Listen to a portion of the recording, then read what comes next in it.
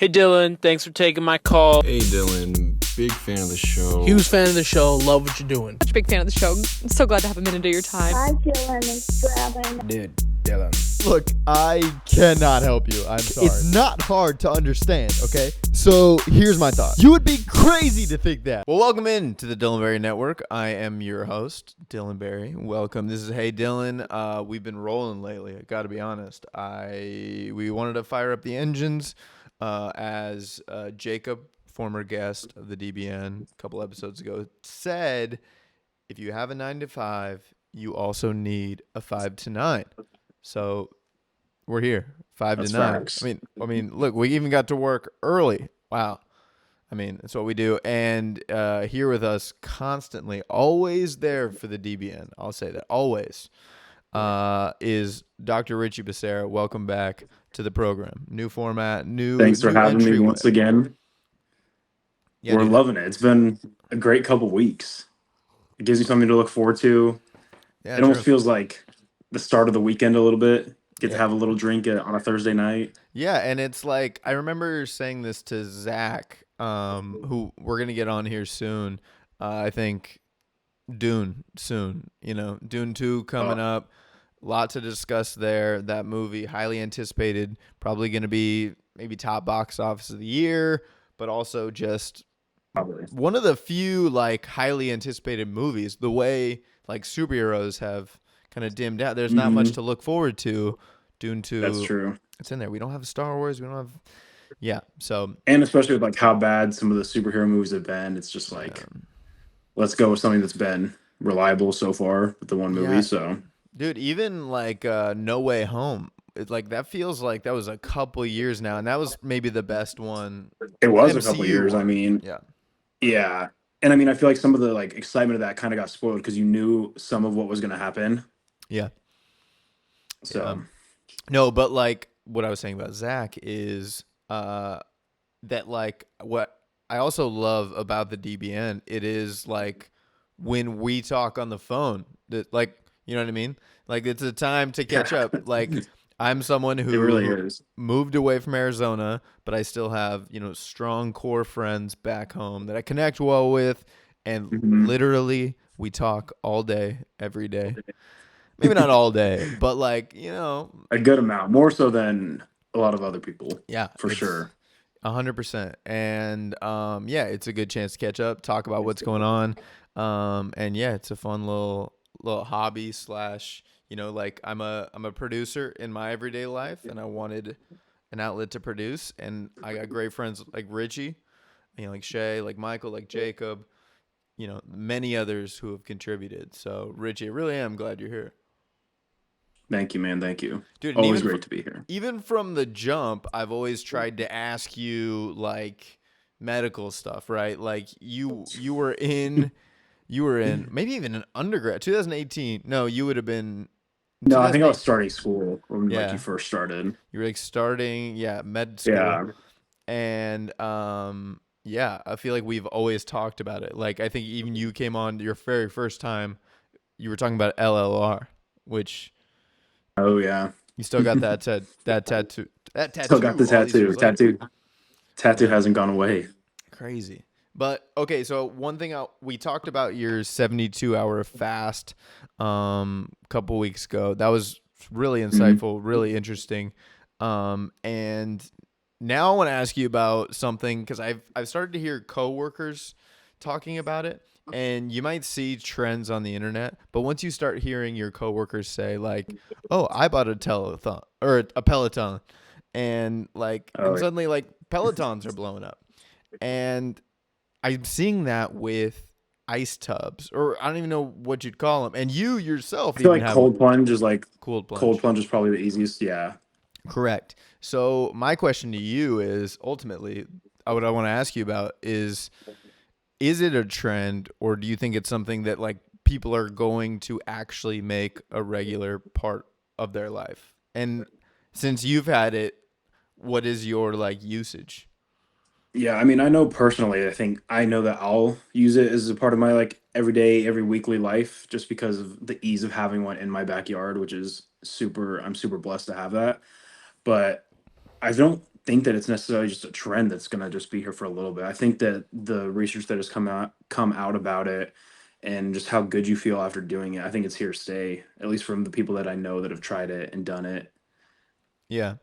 Yeah, no, it's like, and is it becoming more affordable? I know you were maybe, you came into one, if you will. Yeah. But are they affordable? Like, I feel like that'll be I another mean, barrier of entry. Like, definitely. I know there's a lot of places that do like memberships. You can go like you pay like a certain fee and you can go a certain number of times per week or per month or whatever. I was definitely lucky enough that I was given one for Christmas, so that was huge. crazy. But Insane. yeah, they're definitely becoming more affordable, and I've seen a lot of people that have created their own and just made their own out of like an old freezer that they found at like Home Depot or something. That's And funny. with all the like tools, I think they said it's around like 700-800 bucks to make your own. So not that bad, honestly, for something you can use every single day. And yeah, I've seen people on social media too just putting ice into their bath. If you have like a really Mhm. great ice machine in your house Yeah, or on I don't your know where fridge. you're getting all that ice, but But yeah, or maybe you grab a it's like a bag lot of of ice, ice. or you think you need more than just a bag. Like if you're like, oh, I I'm mean, gonna at least stop at home on the way home and grab a bag of in ice. the winter it makes sense. Like not super hard in the winter time, but I don't know what these people are going to be doing. A lot of ice because I know when I filled my tub up to the temperature you need it, I was like 16 bags of ice to cool it down initially. Yeah. So if you're just doing that, you're spending that much money on ice every day. I don't know if that's necessarily worth it, but Right. Yeah. What are like the health benefits? And I don't know, I keep asking two questions at a time, but yeah, we'll just go. What are the health benefits that you've personally there's a good felt, amount, but honestly. also, yeah. Yeah, stuff that I've researched. There's like increase in noradrenaline, which is involved with like the fight or flight response. And there's a bunch of studies that show the lower your noradrenaline is, the more likely you are to be depressed, have anxiety, that kind of thing. Yeah. So a lot of the aspects of it that I've found is almost like a mental aspect, and that's what the company that I have mine from. They're called Desert Plunge. The guy's like a old war veteran. Wow. He had like a bunch of depression and anxiety, post traumatic stress disorder, that kind of stuff coming back from war. And for some reason, I don't know how he started it exactly, but I found out like sitting in like cold water for a couple minutes a day, like almost like cured it. He never took it. Wow. He didn't have to take any more medication or anything for any of that stuff. So mood's definitely a big one. It'll help with like brown fat, which is gonna help to destroy the other fat in your body. Wow. Easy way to put it. So it Huh. definitely does help with like burning calories, body regulate temperature regulation. So there's definitely good like research benefits of the cold plunge. Because obviously it's like a giant rush, right? Even to jump into a cold pool or something like For that. sure. Like, is there heart risk? Like, I feel like you could also get pretty panicked in your first couple ones. I don't know. Do you have to ease into it? Maybe, yeah. I haven't like seen anything about that, but I know that if like maybe if you have some sort of heart condition where you're prone having increased heart rate with like shock, maybe like test the waters, go in easier, like Yeah. lower, start with a higher temperature and go lower into it. But Yeah. I haven't heard of anything like that happening. So Huh. So you would say it's not a trend. It's going to become easier for people. Then and yeah. also then what's taken so long? I feel like ice baths are something like professional athletes have done hmm for years, but I mean, yeah, have they done it in the off season just randomly on a Saturday when they're not sore from working out? They just do it just because. Yeah, I don't I mean, I'm guessing it's just becoming more popular with social media. That's a huge thing now that people are doing stuff, they're posting it on TikTok, Instagram, all that stuff. So it's easier to get the word out now. Also, I'm guessing that now like it is easier to make probably than it was 5, 6 years ago. Yeah. Easier to get the parts for everything. So and then also like the I forgot what I was gonna say with that. Okay, let me ask you this: is it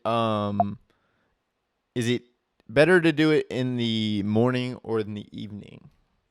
So this was kind of what I was going to talk about. Oh, It kind of depends on what your goals are. If you're doing it just for like the mood aspect, it's honestly it doesn't matter when you do it. yeah. If your goals for working out are like strength gains, hypertrophy, you don't want to do it right after you work out because it's shown to diminish the amount of hypertrophy and adaptations in the muscle you can get. So you want to do it either before your workout or wait like 4 to 5 hours after your workout. If you're doing like a cardiovascular, like a run, bike, something like that, you can do it right after, no problem, because it's not going to affect any of that. What I do with it, because I work out early in the morning, I work out at like 4:30, so I'll come home, go to work, and then I'll come home at lunch at like noon and do it at noon. Oh wow. And that's just like for me the easiest schedule that I found, and that has worked so far. Yeah, dude. So you'll eat and then do it, or do it before you eat? I usually do it and then I eat after. Oh, okay. Yeah. Wow. Dang. That's intense, dude. That's like, yeah. Like, what's the difference between a cold plunge and a sauna, would you say? Because I feel like, I mean, it's either overheating your body or freezing Yeah, your I body. think both are giving just yourself, putting your body into shock. yeah. I think it's more body regulation, temperature regulation, obviously. Yeah. And then you have just the natural like vasoconstriction, vasodilation of arteries when you're in hot versus cold. Sheesh. So that's like pretty much I would say the huge difference. I think with the sauna too, you're obviously sweating out more, so you're getting rid of a lot of the toxins where you're not getting that in the cold plunge. Yeah. So kind of good to use hand in hand as well. What is a cold plunge good? This is the last thing I'll ask. Is a cold plunge good for a hangover? From what I found so far, it is. And I'm not gonna say it cures it 100%, but I mean you definitely feel a lot better after. It's a good for step. sure. It's a good step. And I think part of it again could just be that mood effect of it. Yeah. The increase in dopamine, that's always going to be good for a hangover too. So Yeah, that's cool. All right. Well, do you feel like you're probably in early on the trend too, huh? Like, I guess maybe, but like are you starting to see friends have them? I have like 2 friends that have it, not a whole Okay. lot, honestly. So I guess you could say Crazy. like earlier, I guess with that, but I Nice. also was lucky enough to like be gifted one. So Yeah, that's good. Do you think you would have invested in one by now though, or Honestly, you'd be yeah. thinking about it? Yeah. yeah, I had been thinking about it anyway. So Dang. Wild. Well, another thing we want to start doing on the network, that we really can't start yet because itself hasn't started, but weekly, the day after, maybe the night of, sometimes reactions to the CBS Classic in its 46th season of Survivor. that's crazy. Since 2000. We're in 2024, and it is still on, and I'm still just as excited for it as ever. We don't have a lot to preview right now. This is not like players coming out of college. You know, we picked names a few weeks ago. That was good. But now what I want to do is a little SchoolYard pick, just like we did last week with the college football covers. We did great. Shay was here. It was excellent. Dude, I thought the ASU cover looked cool with Dillingham on it. That was It kind of did, cool. bro. That was I was kind of cool. excited for that. Well, we're going to do 4 teams of 4 and all-time Survivor picks. Okay, 4 players, 4 contestants, 4, icons who have been stranded out there. We're going to pick I like that icons. Yeah. icons, and we're going to pick one apiece. And we'll start with you, Richie, because you're younger. You're younger. I was thinking I went first last time. You start this week. Okay. I don't mind going first, but you're gonna regret that. And we'll do a snake, We'll it'll end see. up being 2-2 till the end. It'll be 1. I'll let you go 2. I'll go 2. Then you get the final 2. Okay. Then I'll get one more after that. I think I'll get Yeah, one you'll more. get one. So once one person's off the board, once they're picked in the SchoolYard, you can't pick them anymore. All right. Top 4 Survivor players. Now, also before you get into this, Richie, what went into how you're going to pick these players? Like, how were you thinking about this? I kind of picked, I feel like, because I picked a couple. I obviously picked more than 4 because I'm assuming he's going to take some Right. of the ones. Totally. I picked guys or girls that Hey. just change the game. People that you remember. People, I Yeah. mean, a lot of the people that I have, they've played 3+ times because they Yeah. were so memorable. Right.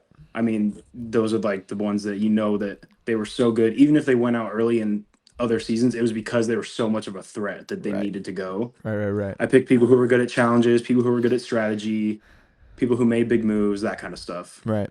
Yeah, and just favorite people to watch. I actually only wrote down I only wrote down 6 options because I think my answers are unique enough.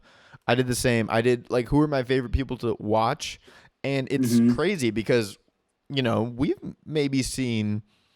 I don't think I can concretely remember all of them, but I've seen nearly all of the seasons, and Sure. and it's hard to remember people from each season because you only spend so little time with them. Is the returning players, of course, are the ones you remember more, yada yada yada. Yeah. But I only have 6, and I was thinking impact players, and just people I loved watching. Who were great at confessionals, who were great at strategy, who were just great survivors. And I get some controversial picks as well. But if I have the number one pick, and I do, and it's time, it would be wrong. It would be wrong of me to not pick Boston Rob. Yeah. It's Boston Rob. For sure. It's Boston Rob. He's one of the all-time challenge winners. He has never been on a jury, I believe. I believe that's still true. Even Winners at War, I think he went out pre-jury. Heroes, Villains, pre-jury. And otherwise, he makes it to the end every time. Yeah, that's true. Unreal. And he was in Survivor 3, I believe, and then all the way to Survivor 40. And now he's on Deal or No Deal Island, which is like... Did that start already? That starts next week as well. Oh, okay. Yeah. We might have to watch a little bit of that too, just for him. Right. I mean, you can't go wrong with that pick, though. Yeah, no, it's Boston Rob, and he's just the best. I mean, he proposed to his wife, who they now have 4 kids together. He's just the man, and he was like when you were a kid, you rooted for him because he was so awesome, and then we got to grow up and still watch him, and he was still awesome, and he was like too big of a threat during Winners at War, and he maybe got a little paranoid, but he is just an all-time. He's at the top of the mountain. He's Mount Rushmore. I mean, you think Survivor, and like the first person that comes to your mind is probably Boston Rob. Dude, even if you're kind of a casual Survivor, you just know Boston Rob, and he is, undisputed. He's first ballot. He is Survivor. Boston Rob's my first pick. So right off the top, my team's stacked. All right. So I think for my first pick, I'm gonna go with, if you're thinking of all-time great survivors, I think you have to pick the winner of Winners at War. Okay. The one who went and defeated every other winner. So I got to pick Tony. Tony's the right pick. Tony Vlachos. I think he was on 3 seasons, right? He's done 3, yeah. And I mean, he won 2 of them. So 2 out of 3 is insane numbers. Which going into Winners at War, Sandra was the only 2-time winner. She won All Stars and she won Pearl Islands too, or was a different one? She won Heroes versus Villains. Oh, that's it. Heroes versus and Pearl Islands. And but Tony, dude, he's the Tony. Oh, yeah, go on. I mean, there's so much to talk about. The spy shacks, the cops. I didn't like him as much when I first watched Winners at War because I hadn't remembered watching his prior season, but I went back and rewatched that again like a couple weeks ago, and he's great, man. I mean, just everything he does, making his little shacks, trying to spy on people, and it actually it works out for him. So yeah, I mean, you can't knock any part of his gameplay. He flips at the perfect time, flips back at the perfect time each season. So yeah, an all-time classic, dude. It's funny because I don't know if I've talked about it on here before with Zach Zoda, who's come on plenty of times. Shout out Zach Zoda. We talked about Survivor in the past, but Tony is so unique because when he won his season, whether it was season maybe 26, 28, 29, somewhere in there. That, I think, was a game changer in Survivor trajectory. Because if you go back and watch even Sandra's first season, if you go watch Pearl Islands, I thought Johnny Fairplay should have won in that top 3 because he was conniving and he was whatever. But the way juries voted back in early Survivor was, man, who needs the money? It was more about it was more about like who should we give this money to? It wasn't about who won the game. And dude, I remember it like so well because I went back and it was one of the first seasons when I was starting to do my whole rewatch. I watched. I was blown away because Tony, he swore on his family. That's the thing he kept doing. He was like, I swear on my wife. Swore on his badge. Swore on his badge. Swore on the badge. Swore on all these things. And he looked into the camera and he would be like, my wife's going to forgive me if I have $1 million. So it's 100%. okay. It's okay. And I remember that final tribal when the 3 contestants and maybe it was 2 of them that season. It was him and Wu, right? Yeah, Wu. I think it was just him and Wu. Wu took him to the end too. That was an all-time dumb move. But the thing is, it was Tony convinced him to do it, and yeah, whatever. But in that final tribal, it is one of the best final tribals because everyone rips Tony apart. There was that one Southern guy who even was like, "Where I come from, if you swear on your husband or you swear on your wife or you swear on your kids, like you go somewhere you're not supposed to go." Which everyone watching is kind of like, "Yeah, dude, you swore on your kids." And then lied. Everyone's like, ooh. But then I remember Spencer, young kid, Challenge Beast. He came back a few seasons later. He got up there and he's like, he said basically like, hey, you guys are all really mad at Tony, but it's because he outsmarted you. And if we're being honest, he won immunity and he got to the end no matter how about getting there. And honestly, I think that broke Survivor open. And we got a lot more mean, aggressive winners from that. Because like it was okay to be nasty, and yeah, I don't know. There are a bunch of other Survivor players we could talk about, but I think Tony changed the game, and he would have been my number 2 pick if I was in your spot too. Yeah, great choice. Tony's fantastic. Has won $3 million from playing Survivor and beat all the winners. Crazy, man. Like he beat all the winners. That's a little bit like Tom Brady beating Patrick Mahomes. And you know when we debate them in 5 years from now, 10 years from now, it'll always be like, well, but they lost in their head-to-head matchup. Tony will always have that. That was a tough season too. A lot of different things they had to go through with that season, and he found like I think 2 idols too without clues on his first season. Yes. Tony did, which I mean, he did. Another thing, just like. Wild. Out of control. All right, what's your other pick? My second pick. I think this one I'm going to pick a one-time winner. I think he's played 3 times now, but Tyson, I'm going to go with him. Nice. Friend of the program, not just because he's one of my favorites, but I mean, he played great all his seasons.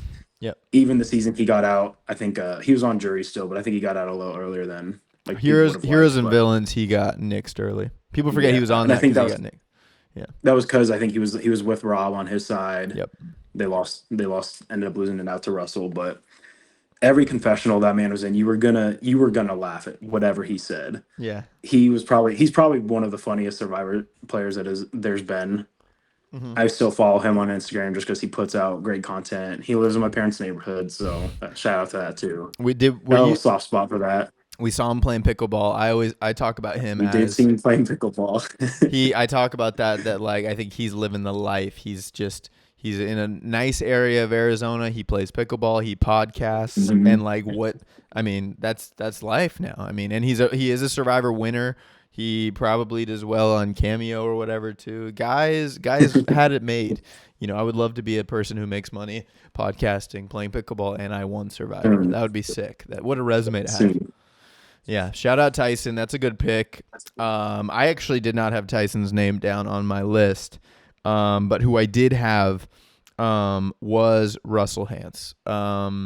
And that is a controversial pick because, you know, this guy he was a villain, and like it was a little bit like I think his issue. Villain of villains. I think his issue is like he wasn't a villain to like for the. It felt like he meant it. Like he was like, dude, I'm in control of these girls. I run the show here. If you cross me, you're out. I think he was serious. I don't think like every time I listened to him, it made me like hard to like grasp how he had a wife back at home. Like how could somebody put up with that 24/7? Yeah, dude, and he like lied about like being in Hurricane Katrina and like rescuing people when really he was already like he ran an oil company in Houston. Like he's like, I'm already a millionaire. Yeah. And his season, dude, I absolutely think he got robbed. Like I mean, robbed in his I think season. both times because he made it to the end at Heroes vs Villains too. Yeah. And he's And I dude. think it was because, Yeah. like you were saying with Tony, it was if you were so mean to people that you weren't going to win. Yeah. Granted, I think he was more personal with some of the remarks that he made rather than just gameplay lying to people. Right. I think that that's probably some of the reason that he didn't win. And he didn't, I feel like in a lot of his final tribals, he didn't like apologize for any of it or, Yeah. Which is yeah, I like, don't know. yeah, he was like, a couple years too early, unfortunately.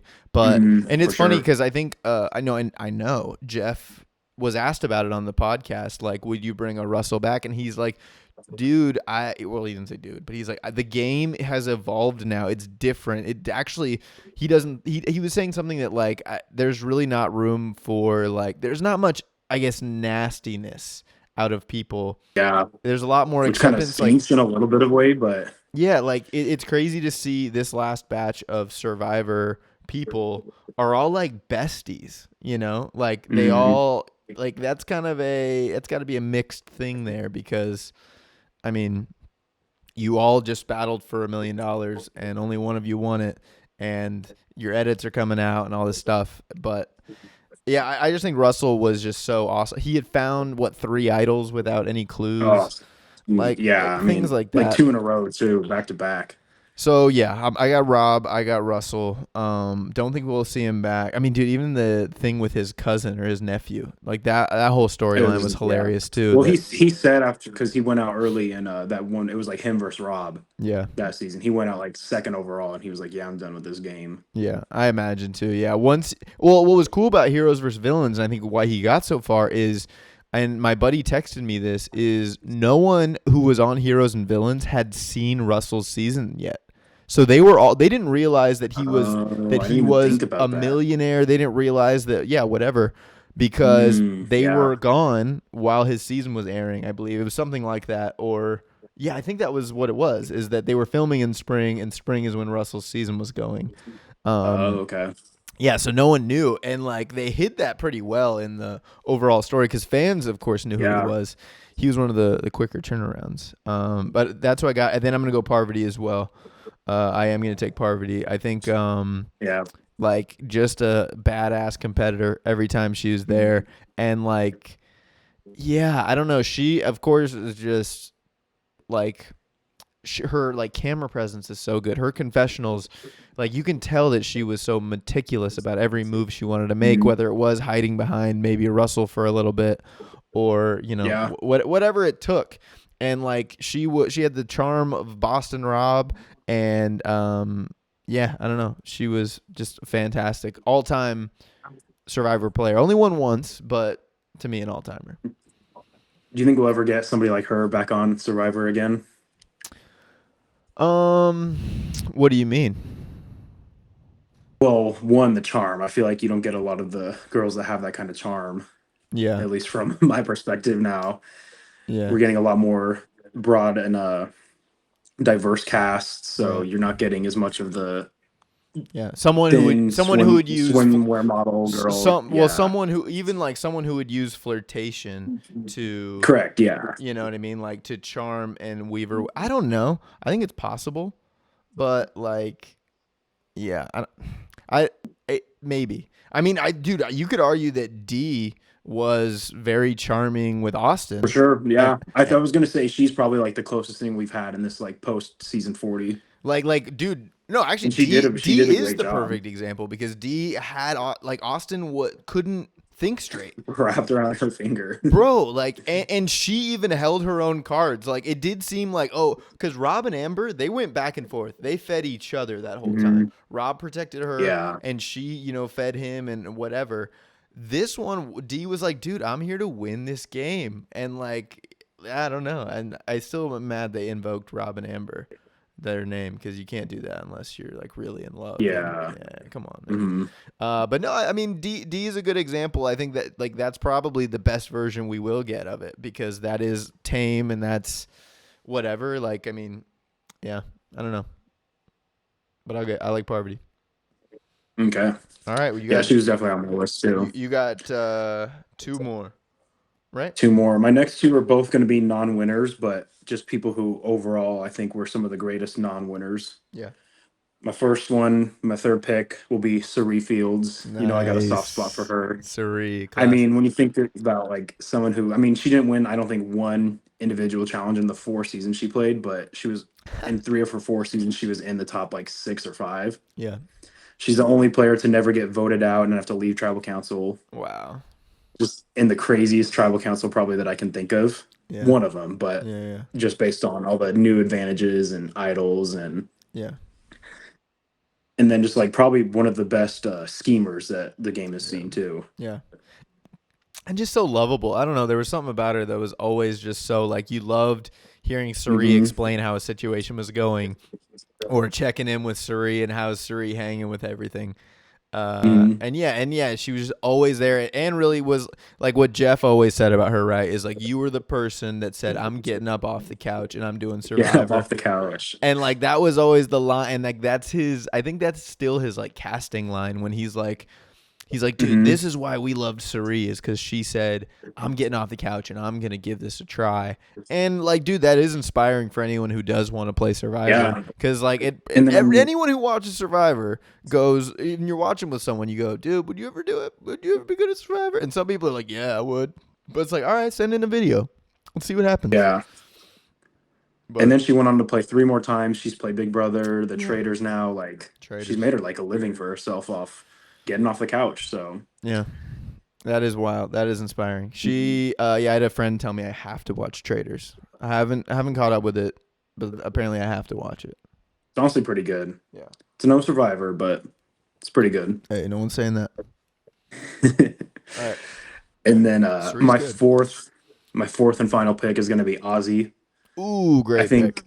I think growing up, he was probably like my favorite Survivor just because how much of a beast he was in the challenges. If they made like Survivor jerseys, like I think his would have sold out, had the most 100%. jersey sales, right? Yeah. If they did Survivor jersey sales, Ozzy is the guy who would have the most jersey sales. You know, like he was a good guy. everyone's favorite. Yeah, and he was great looking, like total jungle. Like when one of the best Ozzy moments is when he made that fake idol that was just a little stick.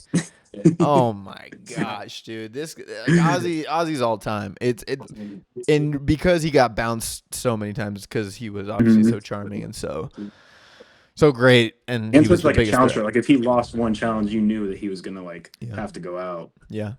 There's that season of Redemption Island where he like would rather stay on Redemption Island because he's fishing, he's like getting stronger on Redemption Island than he would have in the game.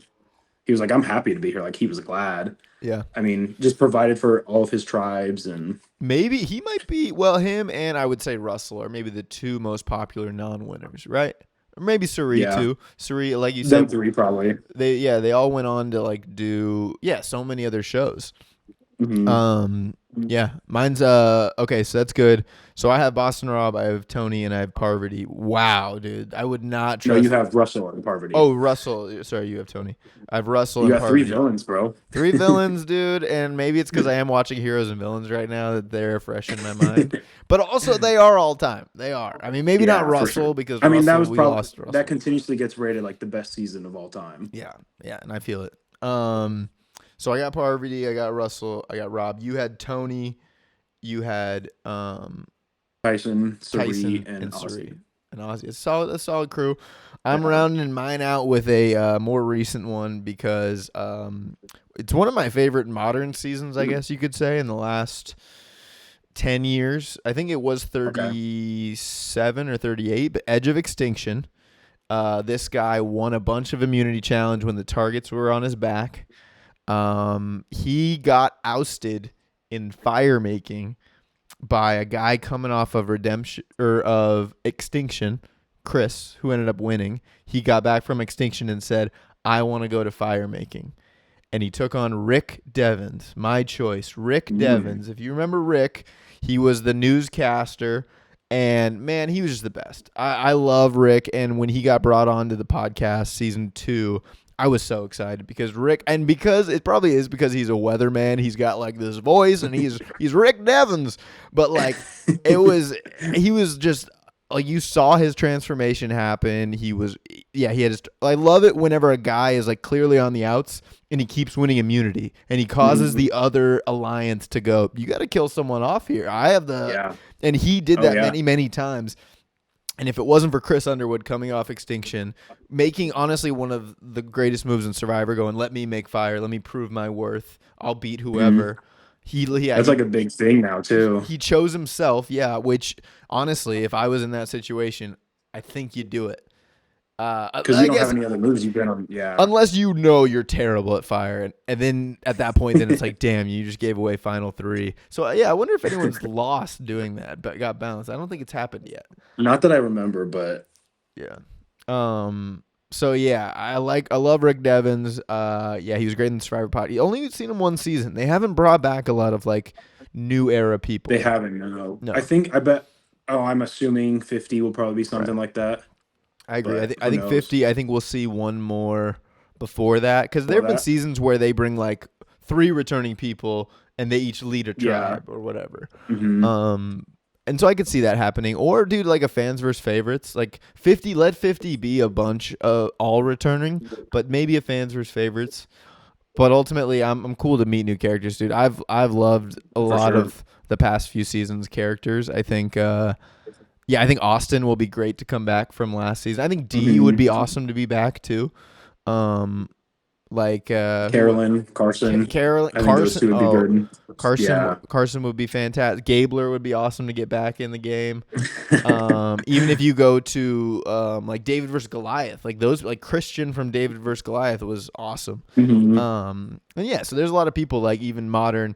And man, dude, maybe you do like modern old. Well, that's what they did on Winners at War. Is they were battling a lot of new Survivor. They didn't do it, but they kind of did it. Yeah. It ended up being that way, which I think took away from it. But yeah, dude, it's so funny the way a lot of these seasons like fall. Like sometimes an alliance is strong and they go all the way to the end, and it's perfect for them. But then sometimes it doesn't, and things fall apart, and you have no idea where it's going. And those are maybe the better seasons, but I also like even this one, like D and Austin and Mama Julie, like that whole alliance was fantastic. Napoleon Dynamite, what was his name? And they killed it. Yeah. He moved just like Napoleon Dynamite. Dude, he did. He was a great character though. He was fun. Yeah. It's a good season. I'm excited for the new one. It really does sound like there's gonna be a lot of characters.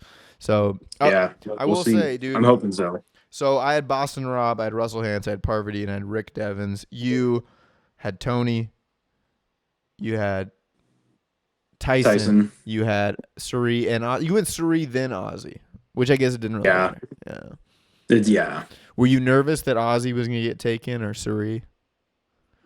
No, I knew you wouldn't take Suri. I thought maybe Ozzy, and honestly, I thought maybe Tyson too. But there's so many greats. I mean, I do like that we went with powerhouses up top, and then we went our favorites kind of down below. That's kind of the way to do it. I mean, I think the only other person I was gonna pick was James, just the all-time competitor. James, the jackest dude to ever be on Survivor, dude. I mean, going out twice on injury, that's just the worst thing that can happen. Yeah, dude. He that was He went out twice on injury and once on 2 idols in his pocket. Jeez. Yeah, James. James. Guy, I wonder what he's doing now. Like, he'd be one I'd be interested in seeing. Usually, the thing is when I'm watching these episodes, I'm watching these old episodes. Sometimes I forget who won, and I'm like, I don't want to Google like, oh, what's this person doing? Because I've definitely Googled someone. Yeah, you gotta wait till the end. Yeah, I'm like, oh, I wonder what Tom's doing now, and I click Tom, and it's like, oh, he won this season, by the way. I'm like, and that was a good season. That was a good one. Tom and Ian in the final. Stephanie was in that one. Bobby John, was that him too? Bobby John, that's throwback. That sounds right. Yeah, that was like season 12, dude. All right, good SchoolYard pick. Comment below, I guess, which team you're going with. Team Dylan, Team Richie.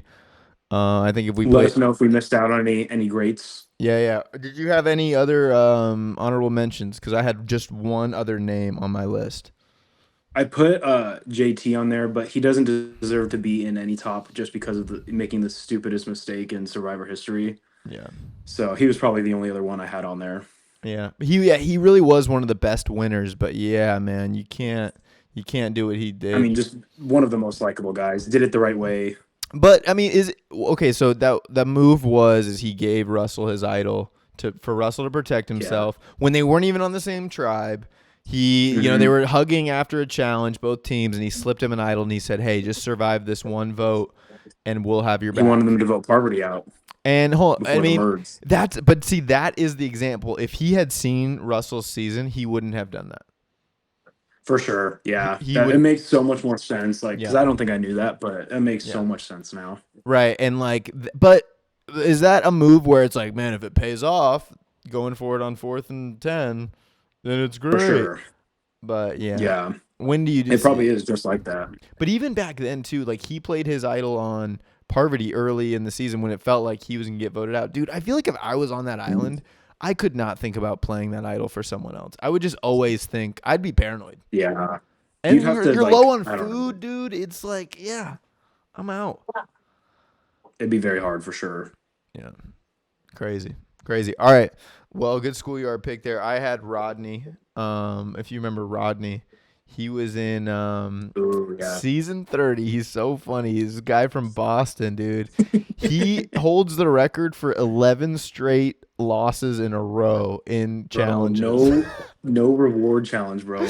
No, on his birthday. So pissed they weren't taking him too. There was one day he has the best confessional of all time, and it was the fact that it was his birthday.